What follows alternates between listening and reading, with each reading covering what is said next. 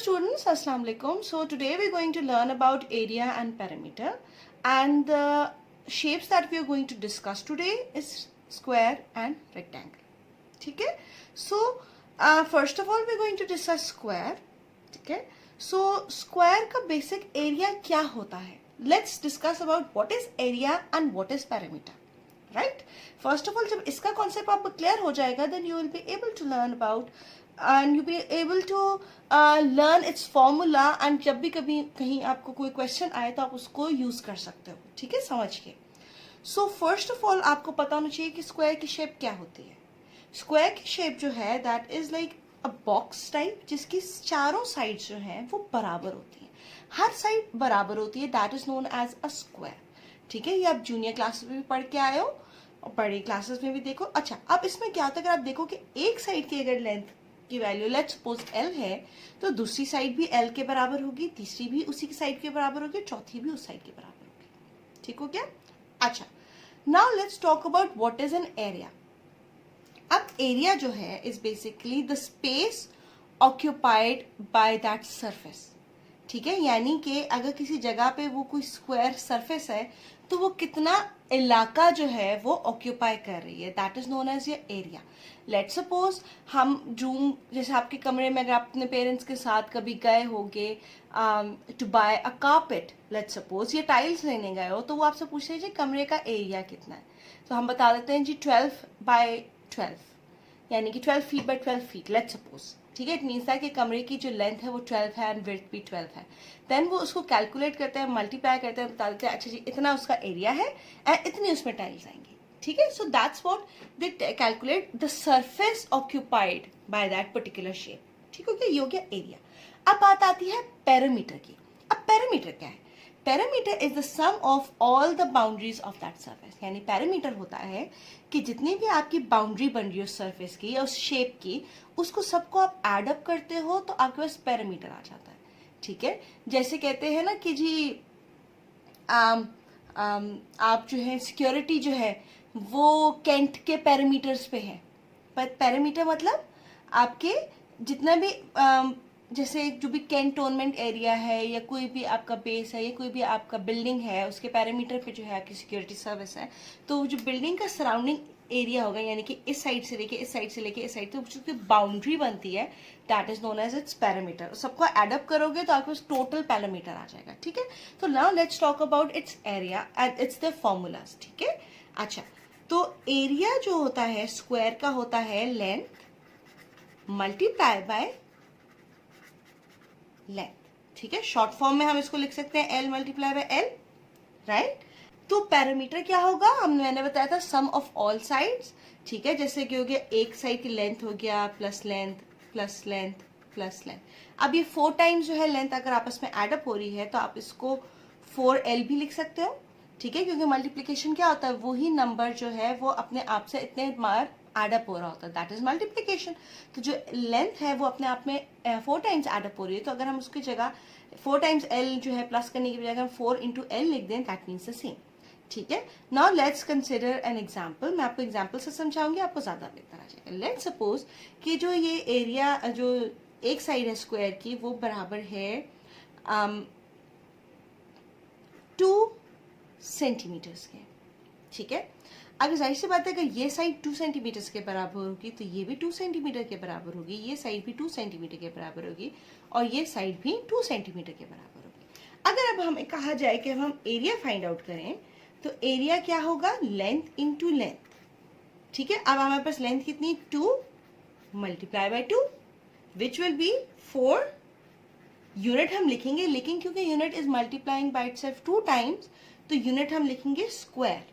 ठीक है, 4 centimetre square. ठीक हो गया. अच्छा, और अगर हमें कहा जाए कि हमें पेरीमीटर फाइंड आउट करना है तो that will B 4 times L, right.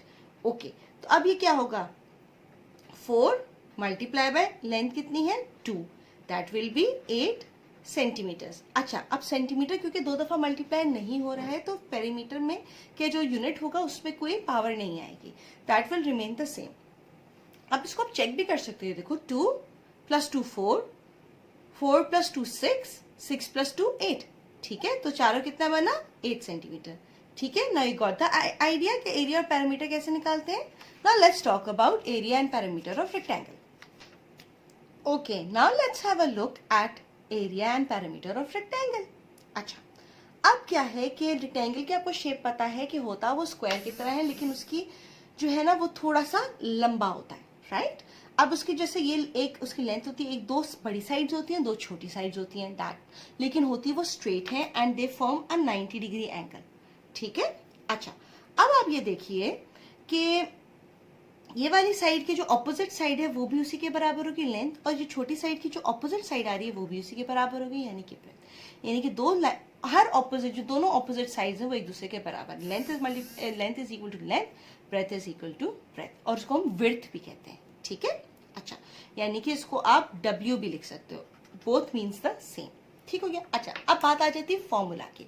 Formula क्या होगा, एरिया का बेसिक क्या होता है, length is multiply by breath या विड्थ। ठीक है, तो हम इसको लिख सकते हैं लेंथ मल्टीप्लाई बाय ब्रेथ। ठीक है, इसको हम लेंथ मल्टीप्लाई बाय विड्थ भी लिख सकते हैं, because both means the same. ठीक है, शॉर्ट फॉर्म में हम इसको लिख सकते हैं L मल्टीप्लाई बाय W। ये हो गया लेंथ, यानी कि ये रेक्टेंगल सरफेस है वो कितनी जो है ना जगह ऑक्यूपाई कर रही है। ठीक हो गया। अच्छा, अब बात आ जाती है पैरामीटर की। अब पैरामीटर मैंने आपको बताया था, parameter is the sum of all sides. ठीक है, यानी कि ये साइड प्लस ये साइड प्लस ये साइड प्लस ये साइड, तो that would be length plus breadth plus length plus breadth.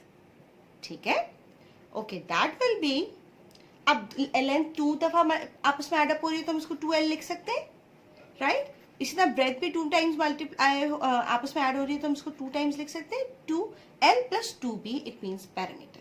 ठीक है, आपकी बुक में जो है वो इस तरह का भी होगा कि उन्होंने 2 कॉमन ले लिया, L प्लस B लिख दिया, सो बोथ आर करेक्ट। अगर आपको ये फॉर्मूला नहीं याद आता, आपको बेसिक ये चीज याद है, तो ये भी सही है। ठीक है, so this is what area and parameter is. Now let's discuss an example. Let's suppose हमें जो लेंथ है वो गिवन है 6 सेंटीमीटर्स, और जो विड्थ है या ब्रेथ है वो हमारे पास है 3 सेंटीमीटर्स, राइट। ओके, नाउ अगर हमें कहा जाए कि हम एरिया निकालें, तो area will be length into width. ठीक है, लेंथ कितनी है हमारे पास 6, विड्थ कितनी है हमारे पास 3, 6 multiply by 3 is 18 centimetre, because इसका भी सेंटीमीटर था, इसका भी सेंटीमीटर था, तो that will become centimetre square, क्योंकि 2 मेजरमेंट्स जो हैं, यूनिट्स वाली क्वांटिटीज जो हैं आपस में मल्टीप्लाई हो रही है, इसलिए उन दोनों के यूनिट की पावर एड अप हो गया। ठीक है, अब पैरामीटर की क्या फॉर्मूला मैंने आपको बताया, parameter is 2L plus 2 breath. मैं आपको इसलिए ये वाला करवा रही हूँ because it is more easier to understand.